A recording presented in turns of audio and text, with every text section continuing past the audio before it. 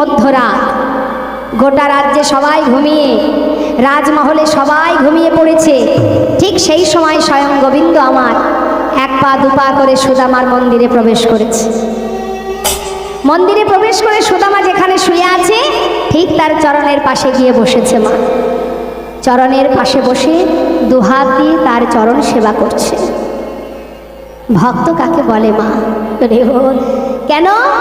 কত পথ হেঁটে এসেছে বন্ধু, কত না জানি পায়ে ব্যথা হয়েছে, যাতে ভালো করে ঘুমাতে পারে, তাই গোবিন্দ চরণ সেবা করছে ভক্তের। একদিকে সে বন্ধু আর একদিকে সে ভক্ত। চরণ সেবা করতে করতে হঠাৎ দেখছে চরণ তলে কত কাঁটা ফুটে আছে। গোবিন্দ নয়নের জলে বুক ভাসিয়ে কাঁদছে আর মনে মনে ভাবছে, সখা চরণ তলে এত কাঁটা ফুটেছে, সেদিকেও তো লক্ষ্য নেই। কতক্ষণে আমায় দেখবি তুই? এত ভালোবাসিস আমায়। একটা একটা করে কাঁটা পরিষ্কার করছে মা। আবার লক্ষ্য রেখেছে যাতে সুদামার ঘুম ভেঙে না যায়। কাঁটা পরিষ্কার করতে করতে একটা কাঁটা দেখছে বেশ কিছু ভিতরে ঢুকে গেছে, সেটা টেনে বের করতে পারছে না। তাই স্বয়ং প্রাণ গোবিন্দ আমার নিজের বদলটা চরণ তলে নিয়ে গিয়ে নিজের দাঁত দিয়ে সেই কাঁটাটাকে ধরে জোর করে যেই না বের করেছে, সুদামার চমকে উঠেছে। আর যখনই চমকে উঠেছে, সুদামার যে লুকানো চিড়ের পুটুলি ছিল সেটা নিচে পড়ে গেছে। কানাই বলছে, সুদামা এর মধ্যে কি ভাই? আমার জন্য এনেছিস কিন্তু আমায় দিসনি। দাঁড়া। ছুটে গিয়ে পুটুলিটা হাতে তুলে যেই না খুলতে যাবে, হঠাৎ সুদামা বলছে, কানাই আমাকে ফিরিয়ে দে, তুই খেতে পারবি না, দে বলছি আমায় ফিরিয়ে দে। কানাই বলছে, কি বললি? খেতে পারবো না? তার মানে আমার জন্য কিছু এনেছিলি, আমায় দিসনি, আবার তুই অন্যায় করেছিস।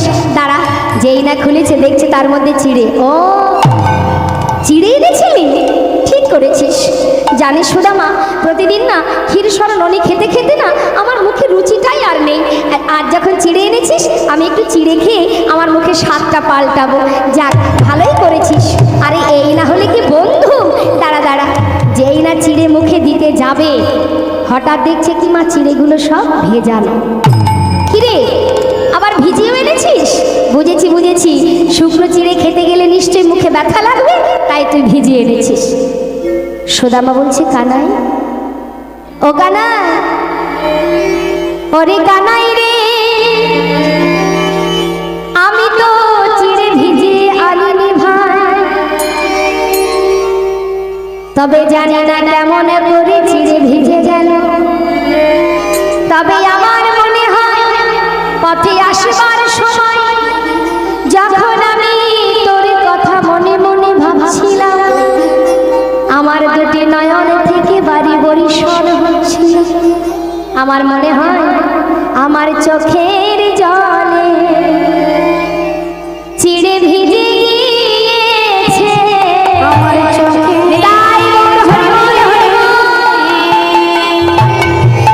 চিড়ে ভিজে গিয়েছে, আমি কেমন করে